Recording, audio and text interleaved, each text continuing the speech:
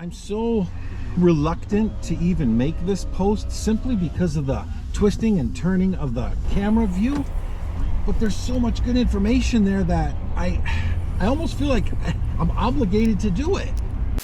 Today, I'd like to share something with you that may be of interest to a few folks, especially if you enjoy vertical jigging for walleye in a river with some current. Have you ever just wondered what makes walleyes bite? Is it hunger or something else? Curiosity? Opportunity? What makes Curious George gently nip at a bait as opposed to just smacking it? Is that a reaction strike? What is a reaction strike? Is it in their genetic makeup to be aggravated with a lure? Is it territorial? Territorial! So many questions and so little time. It's no secret that in the past I have worked for a company called Spydro, creating their how-to instructional videos and putting together their public relations material for North America. I'm Mike and welcome to Spydro. Hello everyone, I'm Mike. I'm Mike. Well, Spydro was the first company to design and create the smart fishing camera. Now, I've been fortunate to have been able to play with all the cameras on the market, and I will say this, that Spydro was superior. But unfortunately, they no longer exist. And I've always said that my Spydro is the most useful tool I've ever had in my boat. If you enjoy fishing as much as I do, then you can imagine the blockbuster entertainment value that you can get if you've got a camera focused on your bait or lure when a fish strikes. And that is what Spydro can do. But little did I know how fast this guy would become an asset and actually change. It has completely changed my life in the way that I approach walleyes, trolling and jigging. Seeing is believing, and when you can actually see what's happening under the surface of the water, you can make small adjustments to catch more fish. One thing that surprised me the most was how far predatory fish would stay following a trolling bait. And I actually found there was no difference between saltwater species such as the barracuda or Great Lakes walleye. Now here's an argument that I hear and read a lot of, and it's in regards to walleyes and reaction strikes within a river system much like the Detroit River. And a lot of folks believe that walleyes just strike at a jig as it gets close to them out of a natural reaction, just like in this guy's comment. As I write articles for magazines and do social media posts, I always include pictures. And here I was including pictures of all the jigs that I was using at that current time in the Detroit River. But this guy on this post, this Matt guy, says, who cares?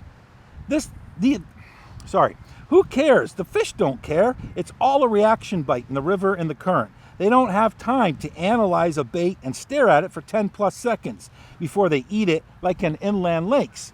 Well, I hear statements and comments like this over and over and time again. And you know what?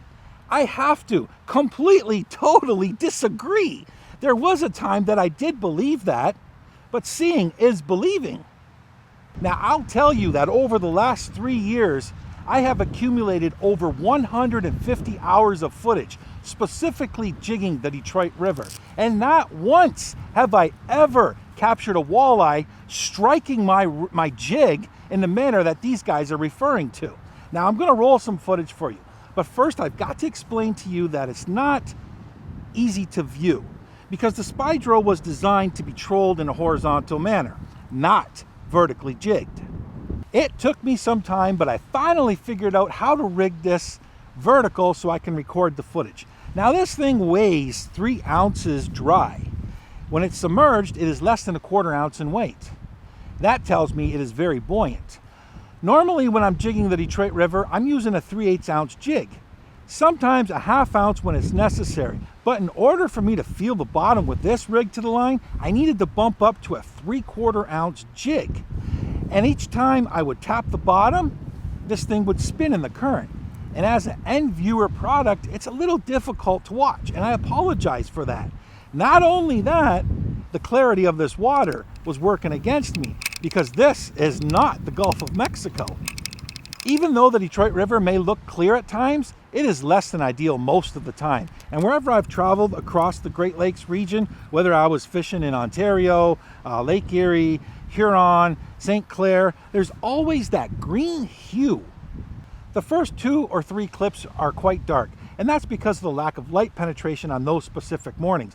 But if you look closely, you will see the jig and you can make out the walleye. And as we continue to roll through this video, you'll notice that walleyes do look over your jig. Maybe they're even studying it, who knows? But in most cases, they do follow it, just like trolling crankbaits and pulling worm harnesses. So here we go.